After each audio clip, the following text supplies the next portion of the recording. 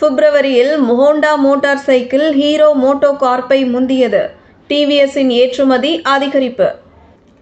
வணக்கம் செய்தி புனல் நேயர்களே. பிப்ரவரியில் ஹோண்டா மோட்டார் சைக்கிள் ஹீரோ மோட்டோ கார்ப்பை முந்தியது. டிவிஎஸ் மோட்டார் சைக்கிள் வளர்ச்சியும் அதிகரித்துள்ளது. ஏற்றுமதி அதிகரித்தது டிவிஎஸ்க்கு லாபம். நாட்டில் ஆட்டோமொபைல் துறையில் பிப்ரவரி மாதம் செம்ம ட்விஸ்டா இருந்துச்சு. ஒரு பக்கம் மாருதி சுசுகி பிராங்க்ஸ் கார் சந்தையில் பெரிய கலக்கிடுச்சு. நம்பர் 1 கார் பிராங்க்ஸ் தான். இன்னொரு பக்கம் டூ வீலர்லையும் பெரிய சேஞ்ச்.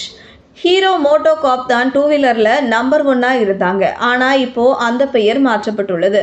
ஹீரோ டாப்ல இருந்து கீழே வந்துட்டாங்க. கடந்த மாதம் Honda motor cycle and scooter India, TVS Motors வேற லெவல்ல இருந்தாங்க. 2025 பிப்ரவரியில் Honda motor cycle and scooter India மொத்தம் 4,22,449 வாகனங்களை விற்றன. வருடத்திற்கு கொஞ்சம் கம்மியா இருந்தாலும் விற்பனையில் நம்பர் 1. அதே நேரத்தில் டிவிஎஸ் மோட்டார் 2025 பிப்ரவரியில் மொத்தம் 4,03,976 வாகனங்களை விற்றது. இது கடந்த வருடத்தை விட 9.6% அதிகம்.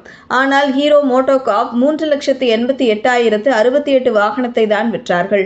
இது கடந்த வருடத்தை விட 17.2% குறைவு. பஜாஜ் ஆட்டோ 2,99,418 வாகனங்களை விற்றது. இது கடந்த வருடத்தை விட 1.6% அதிகம்.